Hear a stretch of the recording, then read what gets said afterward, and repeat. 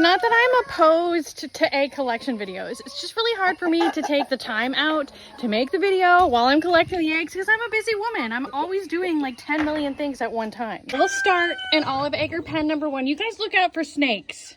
In this pen, we've got cream leg bars and a first generation Olive Acre underneath a black copper Moran's rooster.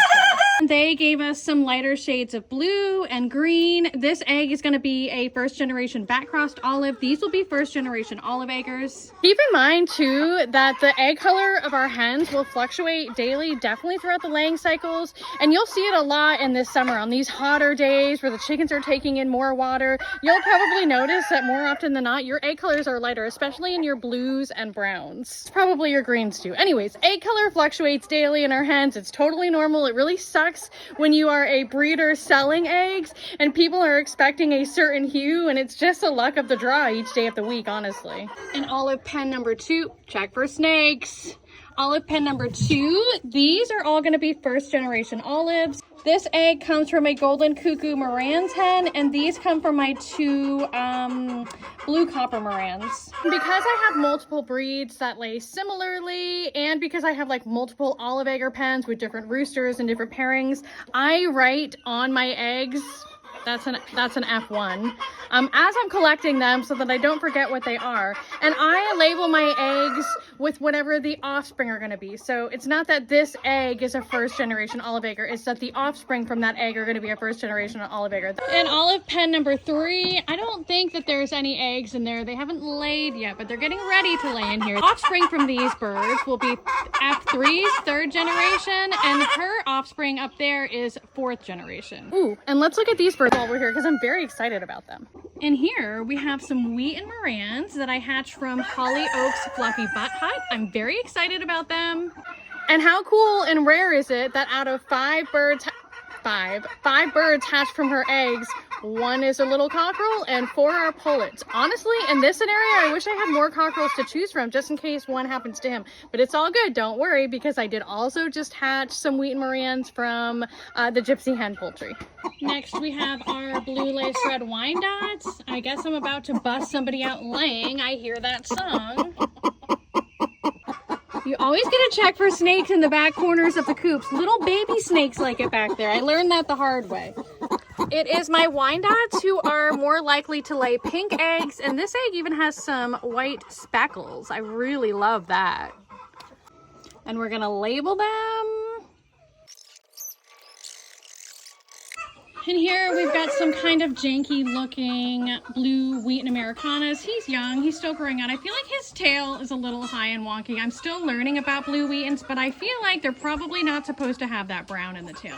She was just a rooster's favorite, and she was a rooster favorite. They were both in olive pens, and then I moved them in here to give them a break.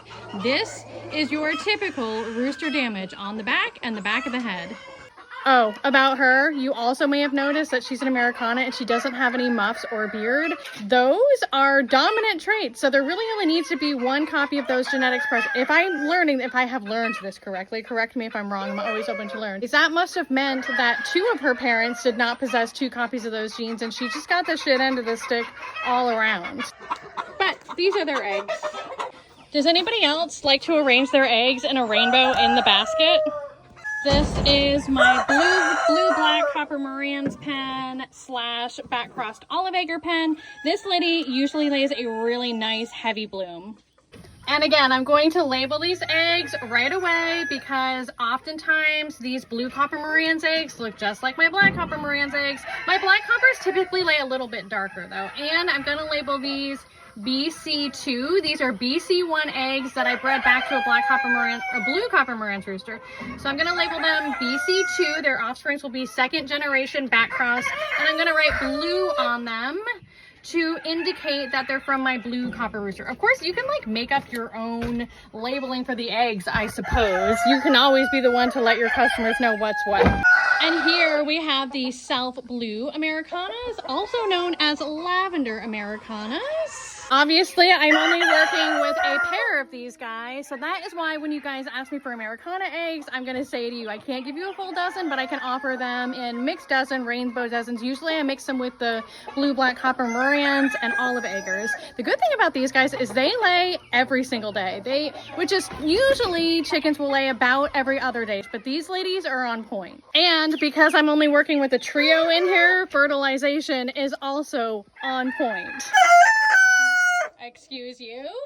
This is kind of a misfit pen right now. These are my Isabel Americanas. And then, of course, I have this American breast lady. You know her story. These are Wheaton's split to Isabel, so they're carrying recessive lavender.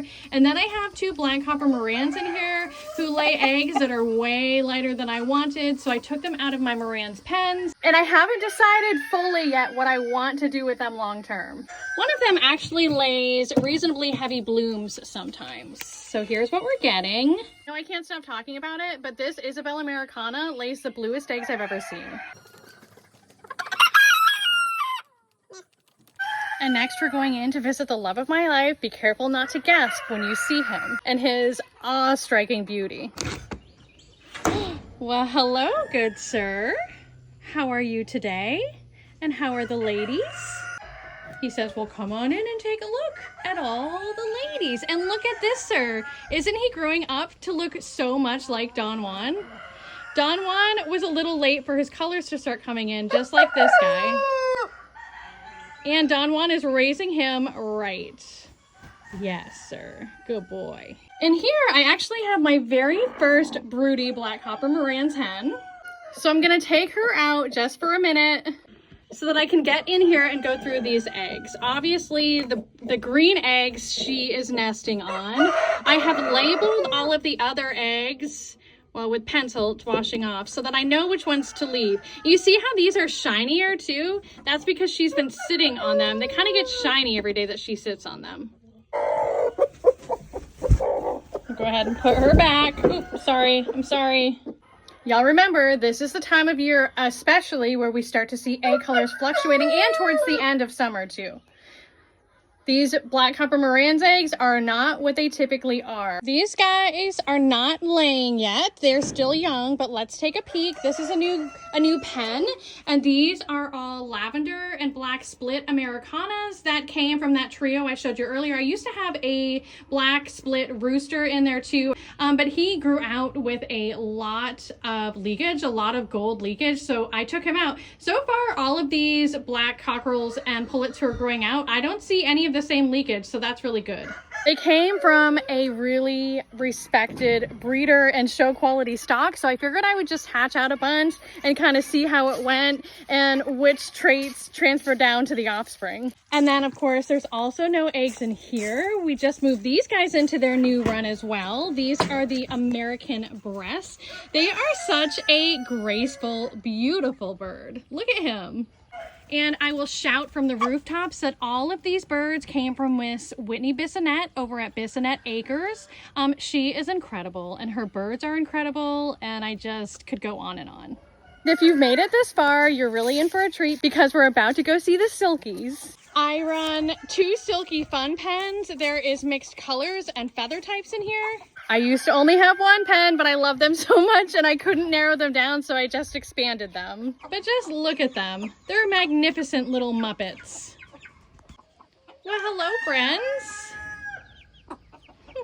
And then, of course, we have little Isabel and Calico Millie babies.